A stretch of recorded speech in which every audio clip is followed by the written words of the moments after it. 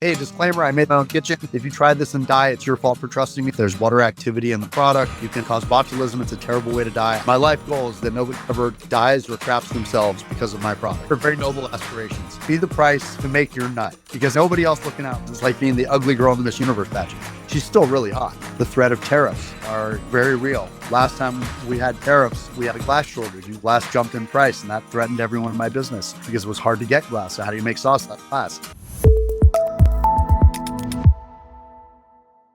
Lucky Dog Hot Sauce is my company. I make and sell hot sauce. I have a model where I use a co-packer. I decided early on that my time was better spent out hustling the sauce and getting into stores and packing orders and doing the things that actually get sauce into people's hands, rather than being in a kitchen stirring a kettle, which, that's purely a time sink that I don't have the money for a giant kitchen or all the equipment. With my background in healthcare, I did some projects where I did ROIs for equipment purchases. So interestingly, I go to a commercial kitchen and I can identify the source of every piece of equipment in there and how much it costs. So it's pretty easy for me right off the bat to know Yeah. I don't have that money to buy a liquid filler, an accumulator table, a labeler, shrink band, heat tunnel, and all the fun things that go into production line of a physical food product. So I do partner with a co-packer. I'm now on my third co-packer, and I'm super happy with where I am. I do farmers markets and festivals for retail sales. I have a website that I sell hot sauce off, luckydoghotsauce.com. And I'm in a number of stores. I think I'm up to about 67 at this point. I wasn't as many as 200 stores. The pandemic wiped out quite a few. And then some of the bigger chains are a little fickle. So you kind of come and go in some of the bigger chains when you get in. But in a nutshell, I make and sell hot sauce. At heart, I am a passionate hot sauce person. I love spicy food. I have my entire life. I love the creative process. I always wanted to do something creative for a living. And somehow I ended up in IT and project management as a career. So I was less than totally satisfied doing those things. And at one point, just lost my mind and started a business. So I need to talk to you every morning because it's like I'm like getting a shot of just caffeine, just hearing you tell your story. Um, Question for you. Well, first of all, you were featured on Hot Wings, right? Like your Hot Ones. Your sauce was on one of their episodes, or is it My continually? dog was actually on 13 episodes of season 9, all 13 episodes. I was one of the first 50 sauce makers who had a sauce on the show. They have 3 house Amazing. sauces, 1, 5, and 10 are the sort of house brands. Okay. And the bomb never goes away. The bomb is always going to be number 8. And over the years, I think it's just become Sean's little FU to everybody that, what people didn't realize is every year they'd announce the lineup and a million people would complain that the bomb was still on there because it's and what they don't realize is a million people complaining is a million people talking about it, which equals marketing. Publicity. So if everybody got the hell up about the bomb early on, it probably wouldn't have been back every season for 25 Yeah. years. And back then they were doing one season a year, so it was fun to be in that early sort of group of sauce makers that had sauce on the show. It's still really exciting to get on there. I'd love to get back on there. It's Let me ask you this, because from what I remember, you went from selling drugs to people to creating a side hustle and then starting selling hot sauce. And I say that tongue in cheek, selling drugs to people. But weren't you working in pharmacy? Weren't you working in healthcare? I was working in healthcare. I was a project manager for Kaiser Pharmacy for 10 years. I worked at their Health Connect area for 2 years doing a number of different types of projects. One of the biggest ones, the custody. They had 237 internal pharmacies. It was my job for track and trace from where they make the drugs to the consumer all the way through the supply chain. And it was such a cluster. But so those are the kinds of things that I would do. Number of other projects that I was on that would just bore you to tears. Okay, but like those are okay. Those are real things. Like those are Kaiser's a massive business for people who don't know, who aren't from California. I grew up in Sacramento, by the way, so stones throw from where you are in Hayward.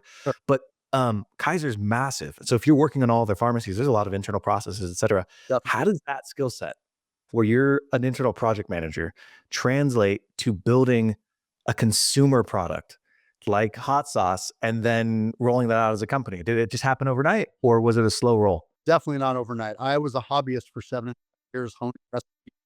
The first 3 or 4 years, they were pretty terrible, probably. I thought some of them were okay. But after 3 or 4 years, I'd get friends saying, "Hey, this stuff's, pretty good." And then friends of friends, the bottles would find their way too. And I wasn't selling them. I was just making batches. In a batch, you'd make 20 or 30 bottles. I'd keep two or three, I'd give away the rest. And then friends of friends and people who owned restaurants or chefs or people who owned grocery stores, the feedback would sort of percolate back to me that, hey, tell your friend this stuff's really good. And if he makes it, I'll sell it. Or a chef saying, hey, this is the best hot sauce I've ever had. And this is somebody who went to culinary school, professionally trained cooks. I'm thinking, well, maybe I'm onto something here. So after about 7.5 years, I decided to give it a try. Like, how hard could it be? It's just, it turned out it was pretty hard. Uh, yeah, that's where the co-packer thing came in. But it's funny the way you asked. I love the question actually, because not only with the project management background, prior to that, I went to college to study horticulture. I was an applied sciences major, so I did greenhouse management. I lived in the Netherlands for 2 years, in Holland, Wow. growing roses in St. Paulia and stargazer lilies and a number of other plants, like Acanthus mollis. I came back here. I worked in greenhouses. I worked for Rod McClellan Company. I was an orchid breeder. I bred Paphiopedilum orchids for a while. I ran their spa for orchids, and so with a lot of career changes, working over here in horticulture, over in Holland, you're respected as someone who studied science, and working in California as a horticulturist, you're respected like the guy that mows your grandma's lawn. It's not the same kind of pay or respect as the society that really appreciates what it takes to run greenhouses and such. But at every juncture, when you jump careers, you put all this time and effort into studying something, and you work at it for years, and you feel like you've accomplished some things, and you start over. I went to night school. I started learning about computers because I was living in the Silicon Valley. This was the early Yeah. 90s. Everything was blowing up. Went and worked at a game company, got a job at a help desk to start, worked my way up to IT management, and then jumped from IT management to project management. Then project management translates to anywhere.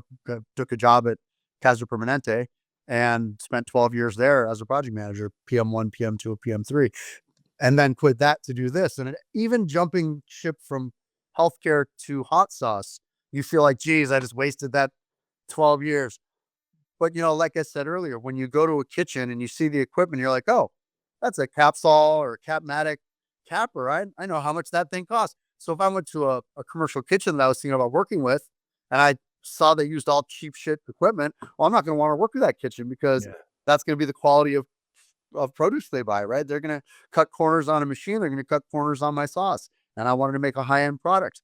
And then same with just product management is a form of project management. It's the life cycle of a project, from concept to execution to proof of life to, how's this going, and measurables in terms of running metrics to see what my top sellers and bottom sellers are, and what the turn rate and velocity. And so all the things that I learned through horticulture, through IT, through project management, and they all add up to the sum of what I do today. So that's sort of, whenever anybody asks me that question, I like to impart that no matter what you do in life, you're sitting right there talking to me right now is the result of every step you have taken in your life to get to this exact point. There are no wasted steps. There are no wasted cycles. Experience is experience, and it can all build on each other. And then you'll find that it comes in handy in ways you never thought it would. Well, and like you think a lot of times, at least I do. I don't know about you, but in entrepreneurship, for me, it was like I wanted to do something that I love to do and have control over what I wanted to do. And sometimes you think, oh, well, I got to make $1 million or I got to make 10 million bucks to be free. But you've taken all of your experience, and I mean, you seem really passionate about what you're doing now. And now you have control of your time. You're doing something that you love. All that experience is sort of fed into what you're doing now and made you successful. Had you always wanted to be an entrepreneur, or was this just kind of like, ah, it just seems like the next best step? I've been doing this for 7 years and it's kind of working out. Let me be an entrepreneur. Well, as a project manager, you go on a project and you coordinate with stakeholders and shareholders, and on any given project as a PM3, you have PM2s and PM1s under you, and you interface with other departments, and you've got timelines, and you've got budgets, and communication streams have to be clean, and there are a dozen bosses sort of informally, including your own boss, who is more formal. But Yeah. all these other people on this project are going to shake you down every minute of every day. There's so much stress involved in that, and what I wanted to do was get away from all that stress. And so I still work for a micromanaging jerk. It just happens to be me. So it's, you know somebody, when I first quit my job and started this, who I know who has a business, told me the best part of being self-employed is you get to pick which 14 hours a day you want to work, which I thought was the funniest takeaway ever. And now, Yeah. 12 and a half years later, it is the single most true thing anyone has ever said to me about this. And so it's not necessarily something I wanted to do. I've always wanted to do something creative with my life. I've Mhm. artistic. I'm not a painter or a sculptor or a good pen and ink drawer. I'm not an artist, right? I think I have good ideas. Like all of my labels were my ideas, but ideas without execution are worthless. So I have good artists in my circle of friends and family. I go to them when I need a label art piece done. Uh, I tell them what my concept is, and we'll go back and forth a little bit. And then I give them total artistic freedom from there. And usually that's when you're going to get the best results because artists do better work when they have that kind of Yeah. box in an artist. They're going to give you exactly the box you asked for. You don't want an artist at that point. You want a carpenter. Right. And so when I go to an artist for a label, like Dia del Pedro won first place for label art, grand prize for marketing at the 30th National Fiery Food Show in 2016, or I think it was the 28th annual Fire Food and Barbecue Show in Albuquerque. And it won number one for label art, grand prize for marketing. And that label, I said I wanted a Dia de los Muertos version of my label. I'm working on a Mexican table sauce. She said, "What do you want on it?" I said, I love sunflowers, go. So she gave the dog sunflower eyes, and everything else was her. And that label is the most beautiful label I've ever seen. And there's no way that label would have been that good if I tried to pigeonhole her into doing something that was in my mind's eye. So I had a Yeah. concept, but the execution was all on the artist. And that freedom helps. What I what I really like about your story is like there's a lot of people who talk about getting into entrepreneurship, and it's really easy to sell the sexy dream of, oh, do the side hustle and you'll hop into it, or oh, it's super easy, anybody can get started and you can figure this out.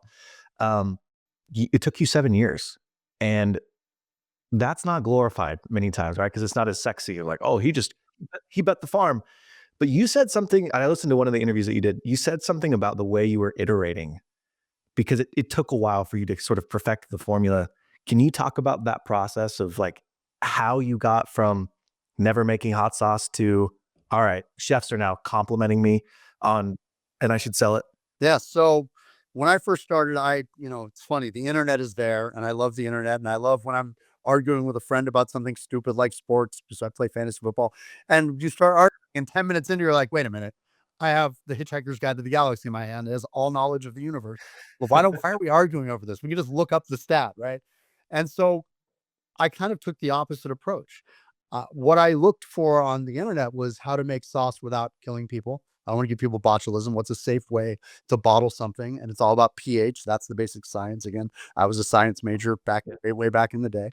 How do you make it shelf stable? How do you make it so that botulism is not going to grow in it? How do you, what time and temperature do you need to pasteurize something? Things like that. Do I want to ferment? Do I want to pasteurize? Do I want to hybrid? Start with a mash and then add things and pasteurize.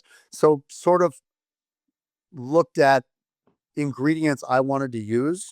And then I was just going haphazard. I was roasting peppers on my fire, roasting them on my Weber grill and smoking them with various woods and smoking onions and, Mm. roasting garlic and just doing all the ingredients that I didn't see in commercial hot sauces. And like I said, a lot of those sauces were absolutely just objectively terrible. I call them drain sauce because you make it and you try to pour it down the drain. And make a lot of drain sauce before you something edible.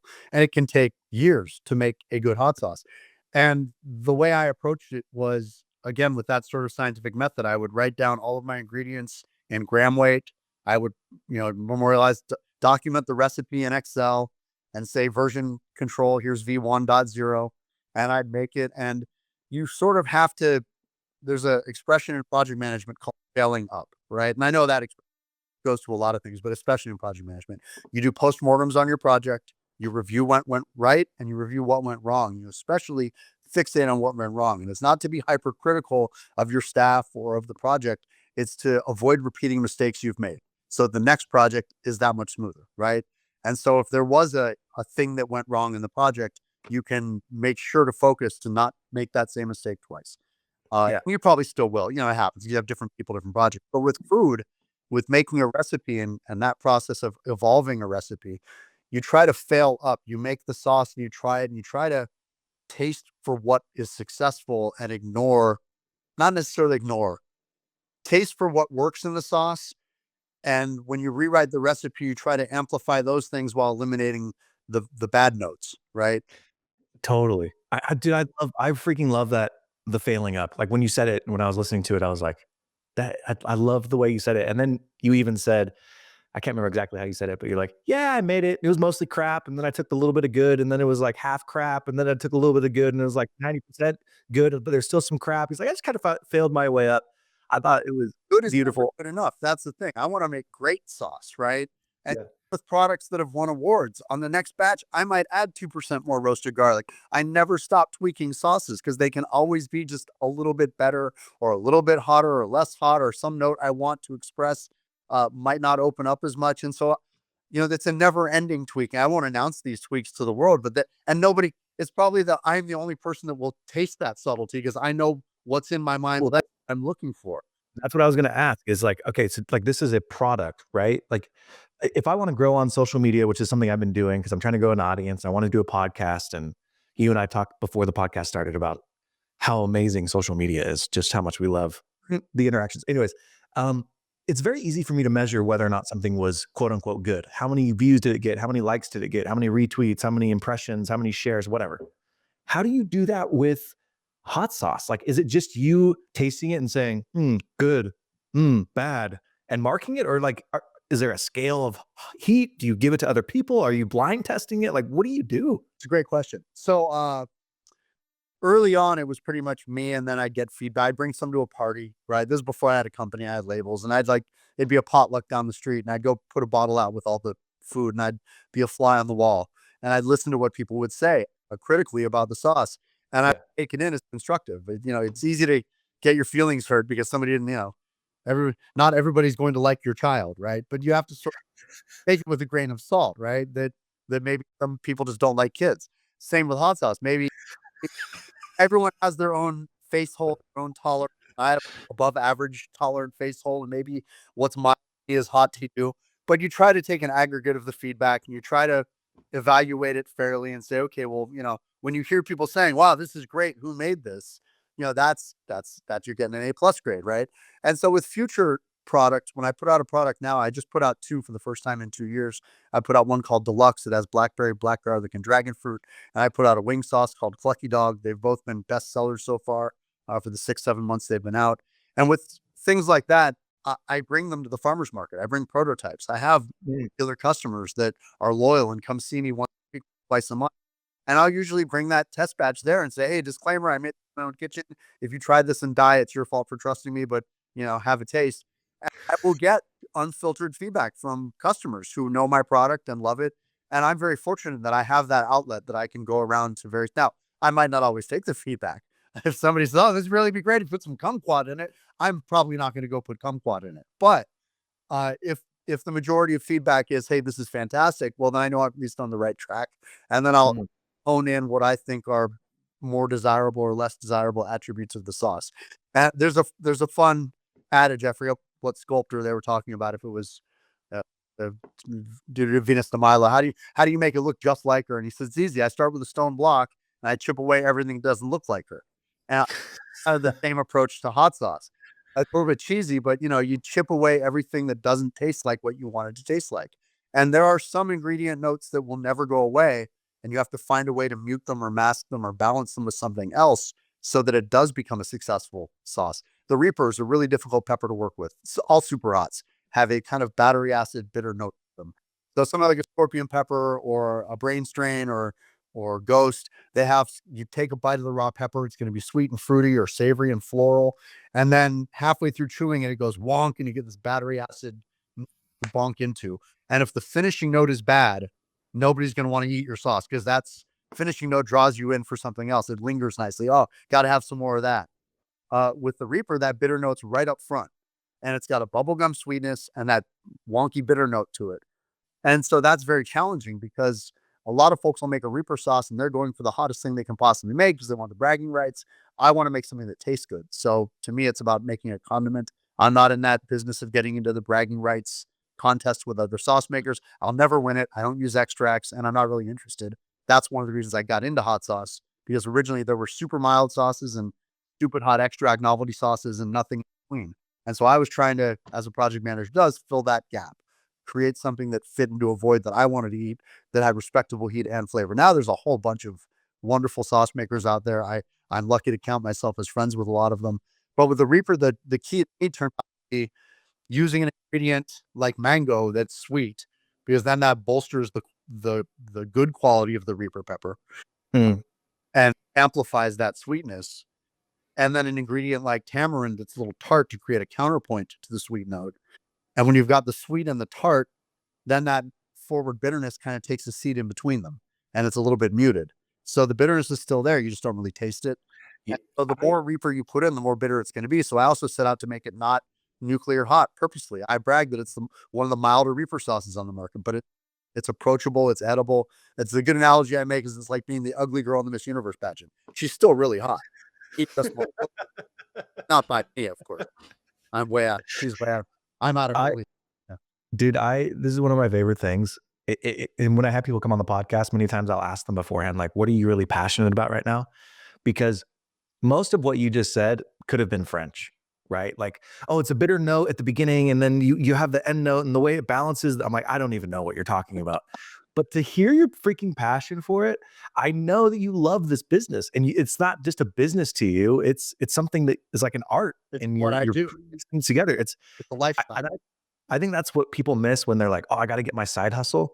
The most successful side hustle is gonna be the one you're most passionate about, and you're like the living embodiment of that. So, um, the stupid question: Hmm.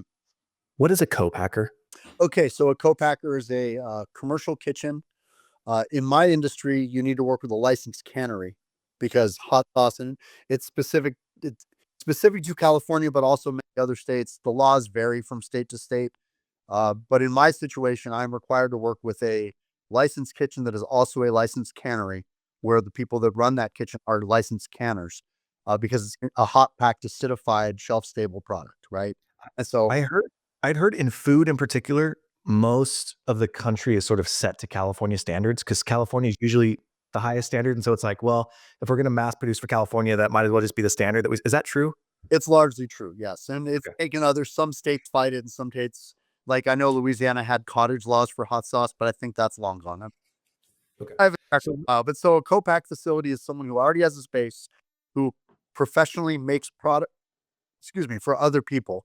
And in doing my research when I was looking at starting this company, talking to friends who were already in the business, it dawned on me very quickly that everyone who started their own kitchen because they had a hot sauce company ended up becoming a co-packer for other people. Because when you're small, like I am, you're going to whip out your year's worth of sauce in about 2 weeks. And then what do you do with your kitchen? What do you do with your staff? What do you got a bunch of stuff depreciating and yeah. using it? So they use their time and money to invest in their equipment. And then their business model is being in the kitchen, making product largely for other people. Yeah, and there are manufacturers like that, right? Where it's like, "Oh, I make this specific precision part," and they don't necessarily own their manufacturing facility, but they rent out space and they're making a small run at that facility. So this is just on the food side, right? Like you're mass producing food.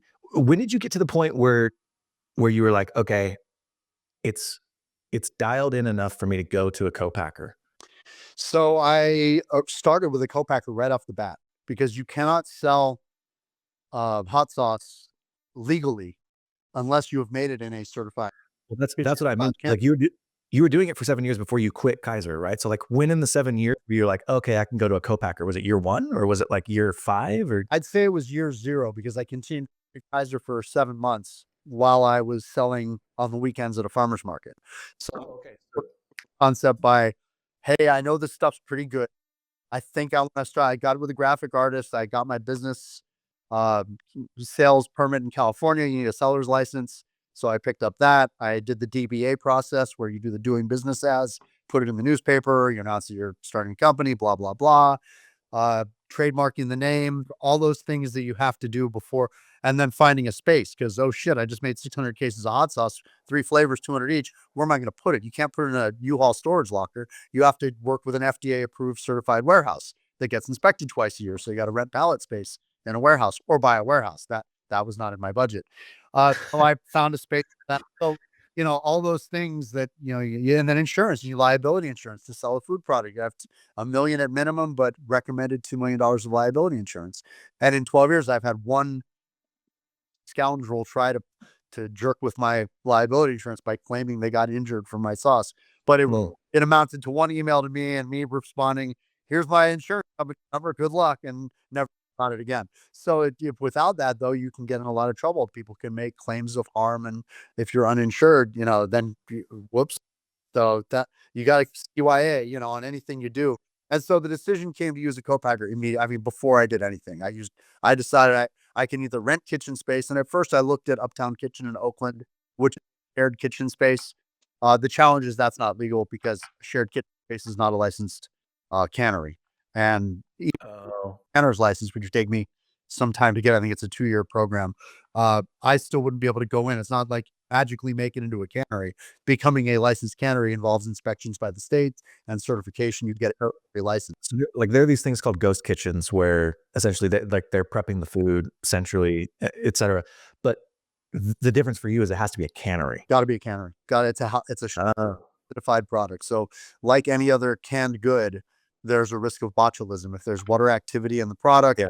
you can have bacteria, and that bacteria can cause botulism. It's a terrible way to die. I don't want anybody to experience it because of at least that's my life goal is that nobody ever like dies or craps themselves because of my product. Yes, they're So very noble aspirations.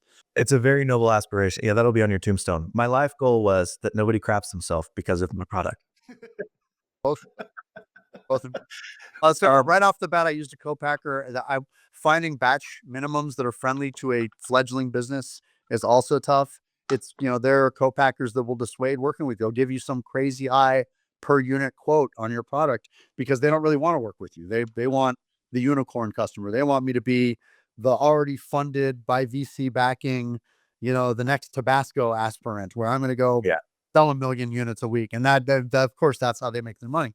And I get it because for a co-packer, the first batch is probably break even or they probably lose a little on it because for every guy like me that was serious about it and actually made a product and is here 12 and a half years later, still making product, they probably have 20 guys that want to make an ego sauce because, hey, I have this hobby and I want my face on the bottle. And I have this philosophy of putting your face on the bottle is it's a little quick flow chart. Is your name Paul Newman? Yes, no. If it's yes, put your face on the product. If it's no, Don't put your face on the the product. nobody reads that flow chart.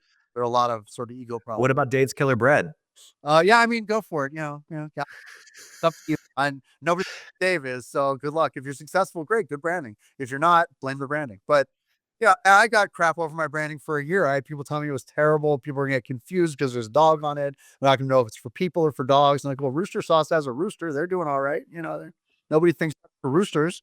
So why, do you have to wear a sombrero and have a mustache eat tapatio? No, it's hot sauce. Just So getting the co-packer, getting all the insurance, it doesn't sound like licensure, all that costs money. liability. What it is, yeah. At what point did you start thinking about pricing? Like, at what point did you start thinking about, okay, how do I price these bottles and what is it going to be? It was really challenging. That's also a good question. Nobody's done that before. Um, the challenge I had was I had no idea what I was doing in terms of pricing. I had no idea what the right margins should be. I kind of knew roughly retail wholesale margins, uh, but I started working with a very small distributor who told me, okay, so your price point on the shelf should be X, and the store is going to make X percent off of X. The store's going to want 30 to 40%. And then I'm going to take, 20% as the distributor. And then whatever's left between that and what you cost to make it is what you're going to get. And I'm like, oh, great. I get 27 cents a bottle. That's awesome. Uh, that was the wrong way to go about it. And I learned that after a year of not making money at this, because logistics cost money and there's so many hidden costs. Just credit card processing is 2.8%. All these little nickel Yep. dimes you lose along the way of selling a bottle of sauce, uh, materials and time, everything that goes into it. You figure out pretty quickly you're not making money when you're not making money. Your bank account sort of tapers down instead of going up. You figure out pretty quickly you're not making money when you're not making money. Somebody write that down, put that on a book. I, I'm not making fun of you. That is a freaking great quote, though. That is a great quote. Sorry, keep going. So what I realized was I gotta shit can that distributor because that was a terrible idea and a terrible model. I listened to him because I thought he knew what he was doing. He went out of business 3 years later. So Oh, cool. that doesn't surprise me in the slightest, but I'm surprised it took him 3 years. What I figured out was I'm not Tapatio, right? I don't have their economies of scale. I can't produce the sauce as cheaply as they can. And my sauce is much fancier than theirs, let's be honest. I make a gourmet product. I use locally sourced produce. course, I have a 80% threshold. I'm somewhere in the 90 percentile. I do certified farmers markets. I'm allowed to do those because I locally source. And because of that, California produce is going to be more expensive than sourcing peppers from Mexico and spices from India or China or whatever. And so if my cost is higher to make it, well, my cost on the shelf should be higher. And yeah, I'm not going to sell as much as Tapatio. I'm not $2.29 a bottle, but nobody's going to try my picante next to Tapatio and choose Tapatio. They're going to choose El Perro Fortunato because it's a fresh pasilla sauce with fermented cayenne and a little ghost pepper and Spanish smoked paprika and dry roasted garlic and fire roasted tomatoes. Just a much better, more layered, more complex, more gourmet product. And so it's the difference between buying like, a Porsche or a Hyundai. And so Right. going to be lots more Hyundai customers, but they're not my customers. Sorry, I wish they were. I hope that No, it's a beautiful way to say it. You have to know who you're marketing to, right? And if you're appealing to everybody, you appeal to nobody. And it sounds like you kind of carved out your niche. What is a current price for your bottle? I don't even know what sizes they come in. And I'm a 5 ounce bottle I sell for $10 a bottle. okay, Again, and is 229, so it's a massive difference between their price point and mine, right? And Sriracha as well, but they're kind of the big mass produced products that are salt, vinegar, and peppers, and that's not what I do. what's your well, what are your channels for distribution? So you can sell retail, so you can actually buy space at the stores. How else do you sell? Do you sell online? Not really about buying space at the stores. When I sell retail, I mean I'm doing farmers markets, so that's like having a temporary brick and mortar, right? I don't have a brick and mortar. I have pop ups. So I do festivals. I do corporate events. I have a couple of sizable corporate accounts that buy chunks of sauce from me as corporate giveaways from time to time. Local Bay Area companies that are pretty big. I do festivals. I do the Albuquerque National Fried Food now. I still do the Portland Festival in August, and I do the new what's the third one I do? The county fair. There's a 18 to 20-day fair in Pleasanton, the Alameda County Fair. And we Yeah. get up typically about 500,000 people through there. It's a 12-hour day thing. And I tend to do very well there because I've been doing it 10 years now. So I have a 10-year built up clientele there. And those retail events are really my bread and butter because the retail margins are stronger. When I sell the stores, I'm selling them wholesale. The store makes more on the bottle than I do. But What I'm about good with that. what about e-commerce or I do sell online, lucky.hotsauce.com. And then I sell to other e-commerce places that sell online. I sell to Heat Hot Sauce Shop. Every now and then Heatness buys from me in New York. I've got Mikey V's in Texas. Ed Curry at Smokin' Ed's, the famous guy who came out with the Reaper and does the house hot sauces for hot ones. His store carries my sauce Hmm. as well. They all sell online too. Heat Hot Sauce Shop.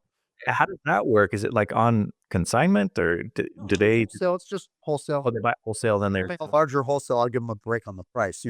I'll give them what would be akin to a distribution price. If they're buying a interesting. pallet of sauce from me, they're going to get a better break, and that's easier for me too because it's coming straight from my kitchen.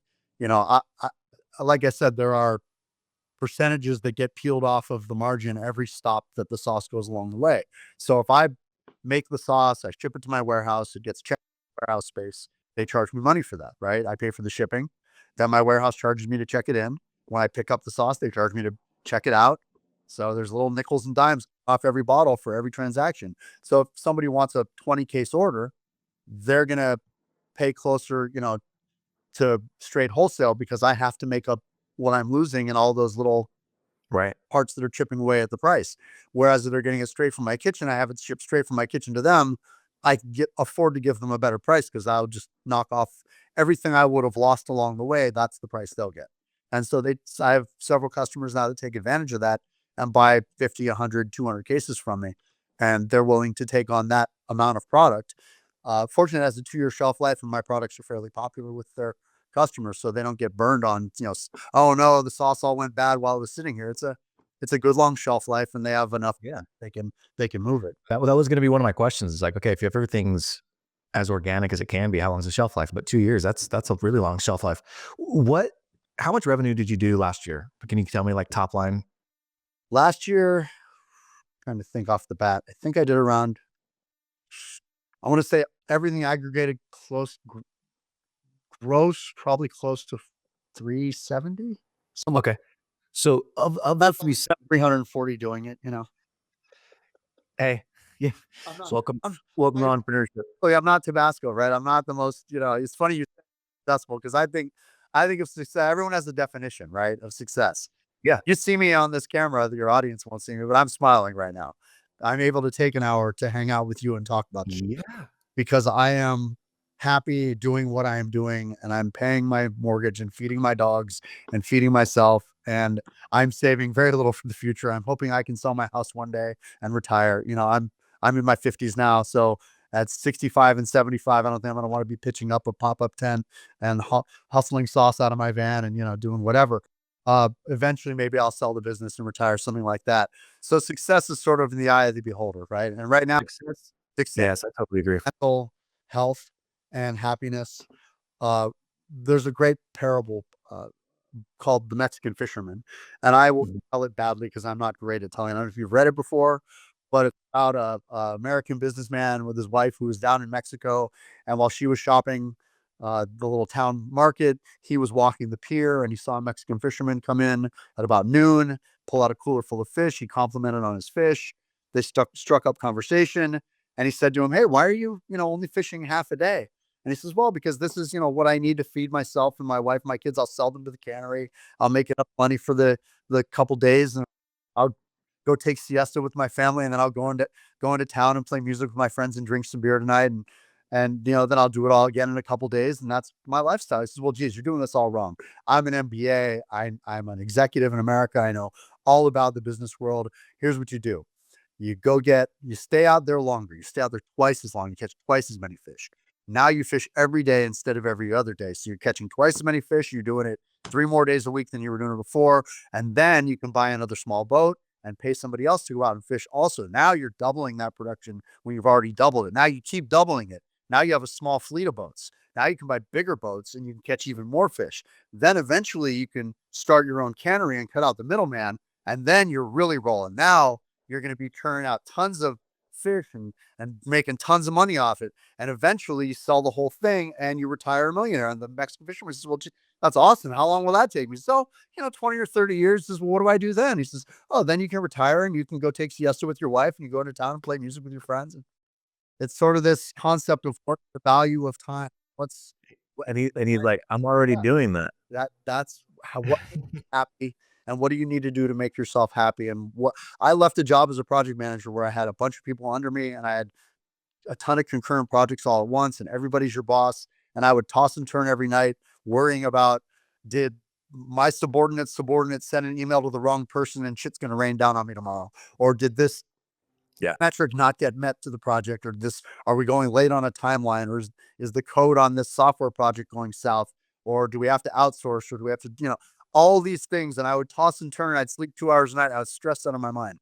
And when I was a hot sauce hobbyist, that largely took my mind off. I slept like a baby on the weekends because I focused only on the task at hand, which is making a hot sauce and having fun with it on the weekends. And that's why I stopped doing that and started doing this. It wasn't so I could come get rich. I like I like the Mexican fisherman parable. It's a good one, man. It's So tough. good. Again, look it up. There's a better story online. I don't tell it that well, but that's the gist My, is define that's for yourself really matters because a lot of people will try to define you. And over the 12 and a half years I've been doing this, the number one question I get is, "So you get rich?" "Geez, you had a sauce on Hollands. That must have been a huge windfall." And it was okay. They bought 30,000 bottles of sauce. The publicity was fantastic. I'd say it helped me survive the pandemic because when I couldn't do sampling and I had a sign that said, "As seen on Hot Ones," that gives you credibility, right? And having yeah. credibility gets you into more stores. It definitely opens doors. It doesn't suck. But when somebody says, "What's it like watching Trevor Noah eat your hot sauce and say nice things about it?" I say, "It's the same thing as watching you eat my hot sauce and say nice things about it. But 10 million other people are watching it too." That's the big difference. It's the publicity, it's the exposure you get, right? And so it's not quite the windfall people think, where you're just immediately going to get, now you're a national brand because you're on Hot Ones. No, God, no. And I hope it never becomes like that. And that's, to me, that's the credibility of Hot Ones, is you don't see Tapatio and Tabasco and Sriracha on there. Not that those aren't good sauces, but because if you could buy your way onto Hot Ones would lose credibility as well. Hot Ones have been wonderful in that it's why I was a fan of the show for 8 years before I had a sauce on it, is that small batch guys like me, that was their moment in the sun, that they gave guys like us the chance to be on Hot Ones. And it's all about the best of the best and the flavors they're looking for. And when I sent in product, there was no guarantee I was going to get on. I sent in product twice, and I'm sure it all went into the the warehouse at the end of Raiders of the Lost Ark, never to be seen again, right? Uh, you know, but with, when they asked for sauce, they asked for 3 products. I had 3 shots to get be sauce number 2, sauce number 4, or sauce number 6, and they got back to me and said, "Well, hey, they liked all of them at Complex. Which one do you want on there?" And I said, "Well, geez, the Thai chili pineapple just won grand prize for tasting at the National Fire Food Show. My friend's art's on it. Let's go with that one." And as a fan of the show, I knew that number 2 kind of gets buried a little because it's not spicy. They kind of talk through it. By the time they get to number 6, get a little tasting burnout. So sometimes they don't really talk about it. But 4 is really a good wheelhouse to be in because Yeah. that was the first one to light a lot of people up. And sure enough, first one to light up the Jonas Brothers, first one to light up Jay Farrow, first one to light up, Trevor Noah lit up. He just said it danced across his tongue like Fred Astaire. Adam Devine had nice comments. Halle Berry liked it. I had a really good season in terms of feedback. 7 out of the 13 guests gave it like a little shout, which is cool. All I want as a sauce maker is, that one little extra where they liked it. And I am a fan of. I was bummed. Kristen Bell was on my season. I'm a huge Kristen Bell fan. I was a huge Good Place fan, which was what she was promoting when she was on there. Because it's a circuit. They all do Hot Yeah. and Tonight Show and Late Show and Holy forking shirt balls. yeah, great Yeah. show, great philosophical concepts. I want to go back and read the books because I'm sure they're even better. But the show was fantastic, and they show, the format is they show the sauce, they show them take a bite, then they go to the question, and they showed my sauce, and then they went straight to the question. I was like, "What the fuck?" And I had heard later through uh, a friend of the producer that she's vegan and my sauce has honey in it. So she was eating cauliflower wings, and there were 2 sauces that season she didn't actually eat. So they Mm. offer it. So it's I was bummed because I wanted to see Kristen Bell eat the sauce. Yeah. No, my sauce was still in the episode. They still showed the sauce. The marketing was still there. So no complaints. There's no That's okay. complaints on Hey, how- before I ask my last question, yeah. tell me where's the best place for people to come find you and your hot sauce? Saturday and Sunday in the Bay Area, unless it's pouring rain. I'm a little bit of a fair weather vendor these days. Saturdays, I'm at Oakland Farmers Market at Grand Lake, which is Grand Avenue and Lakeshore Avenue by Lake Merritt, right across from the historic Grand Avenue Theater. Really nice market, about 100 vendors there, super high quality. Same market org on Sundays. I'm at San Rafael Civic Center, which is a historic area landmark in that it's the last commercial building that Frank Lloyd Wright ever was the architect for. We're in the parking lot out back of that in the shadow of that wonderful building. And there are some Cool. 300 vendors at that one every week. What I a live fun in a time. cardboard world, so rain is my predator. So back in the day, I would go out like Captain Ahab, put up the Lucky Dog sail while my tent blew back and forth in the wind, and I'd be a trooper and do 6, 7 farmers markets a week. And now web orders and wholesale are up enough that 1, I don't really have to be out there in those conditions. 2, I recognize that it's more detrimental than beneficial to be out there in those conditions. And 3, I'd just rather stay home and be warm. Yeah, I don't blame you for that. What's your website? It's luckydoghotsauce.com. Okay. All right. Here's my last question for you. You've been through a lot, and it's freaking cool story, right? You start out as a horticulturalist, live in Europe for a few years, come back, decide you're going to go into IT, you teach yourself, go to night school, then you get a job with Kaiser Permanente, work there for 12 years, and then you launch the hot sauce brand. What advice would you give to your pre-entrepreneurial self, or like let's just say 10 years ago, or 10 years before you made the leap? Like, what advice would you give yourself back then? I've been asked that before, and I've given answers to that before because I thought I knew what the answer was to that. But you evolve, and now being asked that question now, I kind of think I wouldn't give myself any advice. I'd probably just go back and let myself have the trial and error that I've had because I've grown from all of it. I honestly, the knee jerk is to say, don't just stay for a big company and keep your benefits and all that. Because right now the country's a shit show, and they might actually successfully rip away the which might make it very difficult for me to keep doing what I'm doing. The threat of tariffs are very real. Last time we had tariffs, glass we had a glass shortage and glass jumped in price, and that threatened everyone in my business because it was hard to get glass. So how do you make sauce out of glass? Again, I'm very fortunate that I've built this business model to source locally, so I didn't experience the supply chain interruptions that a lot of companies did who outsource foreign products. But there are still things that come from other places that we can't help. Every label on every product mostly comes on spools of Milo that come from China. So Hmm. if the price jumps on every label on every product can go up just a little bit, right? Well, that means my manufacturing costs could go up a little bit. So I do have concerns. The political climate. I didn't want to get political on this thing, but there's sometimes politics just finds you, right? And so it's tough. You can't be apolitical in the world. The world is political, and there are very real threats to what I do and to my ability to be successful. And even in the narrow terms that I'm defining it as just making a living and being happy.